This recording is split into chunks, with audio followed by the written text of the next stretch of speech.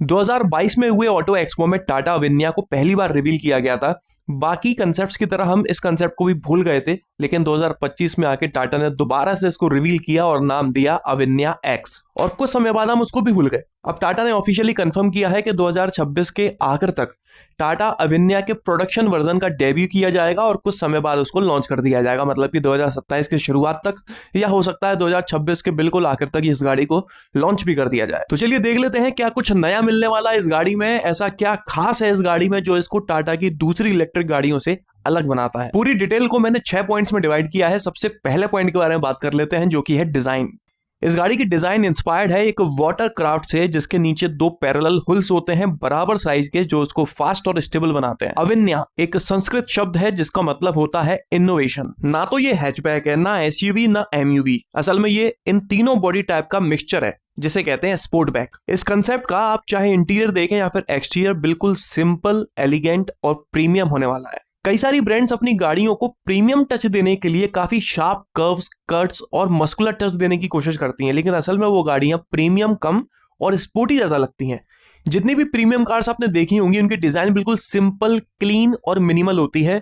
वैसी ही डिजाइन आपको अविन्या में मिलने वाली है। फ्रंट और रियर में कनेक्टेड डीआरएल्स दी गई हैं लगभग हर किसी गाड़ी की तरह, लेकिन ये सिर्फ डीआरएल्स नहीं है।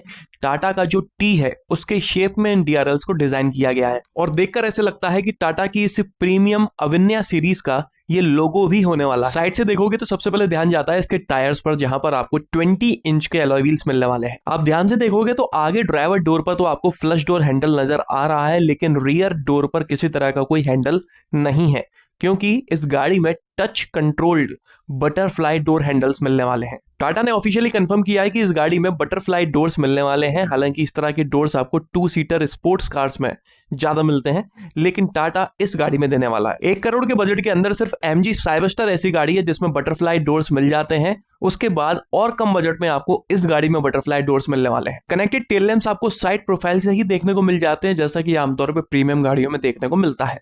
रियर प्रोफाइल इस गाड़ी की फ्रंट से भी ज्यादा प्रीमियम लगती है। कहीं भी कोई ओवर डिजाइन नहीं किया गया है, सब कुछ बिल्कुल सिंपल है। अगर आप रियर को ध्यान से देखेंगे तो जो बेसिक शेप है गाड़ी का वो आपको हैरियर से मिलता जुलता दिखेगा। इंटीरियर को भी एकदम सिंपल रखा गया है। दूसरी गाड़ियों की तरह इमरती जैसा सेंट्रल कंसोल, लटकते हुए स्पीकर्स, डैशबोर्ड पर टच स्क्रीन का आतंक देखने को नहीं मिलेगा। एक स्क्रीन मिलेगी डैशबोर्ड पर, वहीं से आप गाड़ी के लगभग सभी फीचर्स को कंट्रोल कर सकते हो। बहुत कम बटन मिलने वाले हैं इस गाड़ी में। जिस तरह की टी शेप्ड डीआरएल्स आपको गाड़ी के बाहर मिल रही थी, उस तरह की ही टी शेप्ड एम्बिएंट लाइटिंग आपको डैशबोर्ड पर देखने को मिलेगी।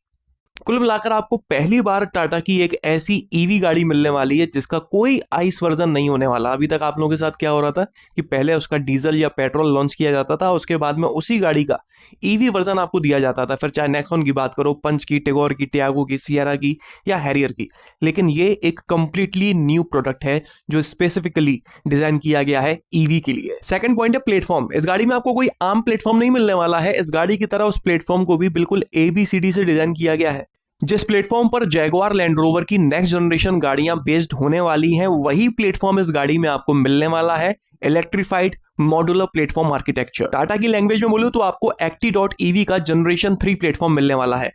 टियागो, टिगोर और नेक्सॉन ईवी में आपको जनरेशन 1 मिलता है।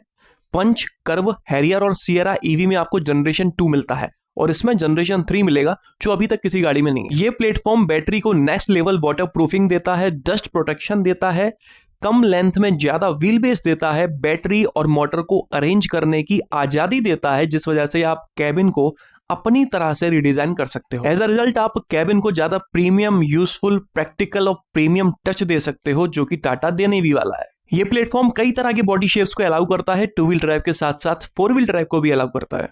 जैगुआर का प्लेटफॉर्म है तो उसका मतलब ये नहीं है कि ये जैगुआर इतनी ही महंगी होगी। इस प्लेटफॉर्म को टाटा वाले इंडिया में ही बनाने वाले हैं, जिस वजह से इसकी कॉस्ट उतनी महंगी नहीं होगी। तीसरा पॉइंट है बैटरी।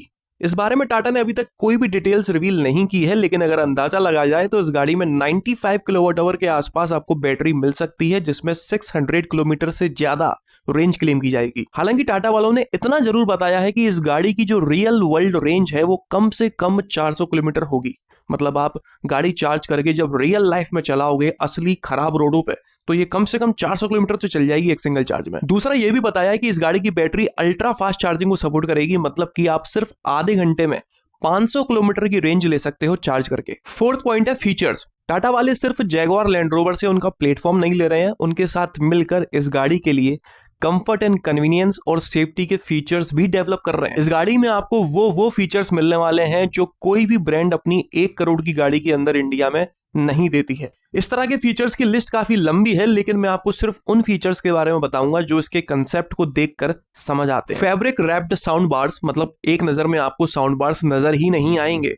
हिडन एयर वेंट्स, आमतौर पे गाड़ियों में छाती बराबर जो सामने अगल बगल एयर वेंट्स होते हैं, भन्नाटेदार मुंह पे हवा आ रही होती है, हवा आएगी बिल्कुल साइलेंटली और एयर वेंट्स आपको एकदम विजिबल नहीं होंगे। Aroma diffuser, air purifier, flush door handles, 540 degree camera, multiple zone AC, rear chiller box, enhanced boss mode with tray और leg support, roof mounted screens for rear passengers, ventilation cum massage seats for rear passengers, more advance safety features than Sierra. इस समय Sierra में जितने safety features मिलते हैं वो किसी 50, 60, 70 लाख की गाड़ी में भी अवेलेबल नहीं है, लेकिन आपको इस गाड़ी में सियरा से भी ज्यादा सेफ्टी फीचर्स मिलने वाले हैं, काफी एडवांस। इन फीचर्स के अलावा आपको बहुत कुछ मिलने वाला है, लेकिन उन सबका अंदाजा लगा के आपका टाइम खराब करने का कोई मतलब नहीं है। 5वां पॉइंट है, कितने में आ जाएगी ये गाड़ी, किस बजट में इसको लॉन्च किया जाएगा? क्या लगता है आपको, क्या ये महिंद्रा की XCV 9S या XCV 9e की सेगमेंट में लॉन्च होगी?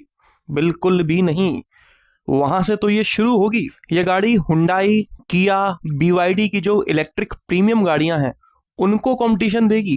XCV 9e और 9S इसके आगे नहीं है।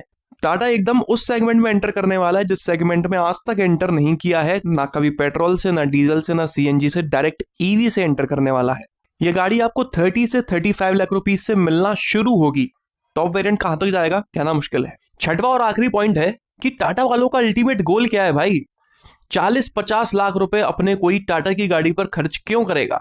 कोई हुंडई, किया, BYD या किसी XYZ कंपनी की गाड़ी क्यों नहीं खरीदना पसंद करेगा? इसलिए अपनी गाड़ी को सक्सेसफुल बनाने के लिए टाटा ने 18,000 करोड़ रुपए इन्वेस्ट किए हैं इस प्रोजेक्ट पर। और ये कोई एक गाड़ी नहीं है अविन्या।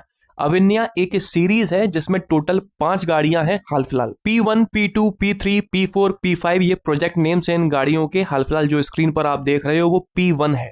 P2 एक 4.4 मीटर की SUV होने वाली है।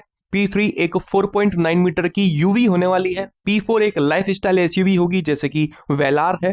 और P5 एक फुल साइज 3 रो SUV होने वाली है जैसी रेंज रोवर्स होती हैं।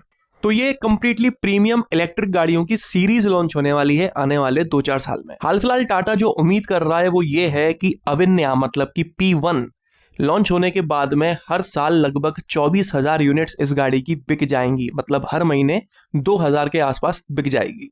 हाल फिलहाल टाटा मोटर्स की जो टोटल सेल्स है उनमें से 12 से 15% अकेली EV गाड़ियों की है, जो 2030 तक बढ़कर 30% तक जाएगी। टाटा ऐसी उम्मीद कर रहा है कि इन 5 गाड़ियों को लॉन्च करने के बाद में हर साल लगभग 1 लाख यूनिट्स इन 5 गाड़ियों की मिलाकर बिक जाया करेंगी। इन सभी गाड़ियों की मदद से टाटा EV का जो मार्केट शेयर हाल फिलहाल 40% है वो बढ़कर 45 से 50% तक चले जाएगा, ऐसा टाटा गोल कर रहा है। ये लोग सिर्फ गाड़ियां ही लॉन्च नहीं करने वाले हैं, उनके लिए चार्जिंग पॉइंट्स भी इंस्टॉल करने वाले हैं, वो भी थोड़े बहुत नहीं, अच्छे खासे। 2027 के आखिर तक 40,000 चार्जिंग पॉइंट्स, 2030 के आखिर तक 1 मिलियन 10 लाख चार्जिंग पॉइंट्स और 1 lakh public charging points install करेंगे ऑल ओवर इंडिया में। तो हाल फिलहाल तो बस यही सारी डिटेल्स है टाटा अविन्या के बारे में। कमेंट कर आप लोग जरूर बताइएगा कि आपको क्या लगता है 40-50 लाख रुपए की टाटा मोटर्स की EV गाड़ी हाल फिलहाल कोई खरीदना पसंद करेगा या नहीं। किसी भी तरह से आपको ये वीडियो पसंद आया हो तो इसे लाइक कर दीजिएगा, इस चैनल को सब्सक्राइब कर लीजिए और ऑल नोटिफिकेशन पर टैप करना ना भूलना। आपका दिन शुभ रहे, धन्यवाद।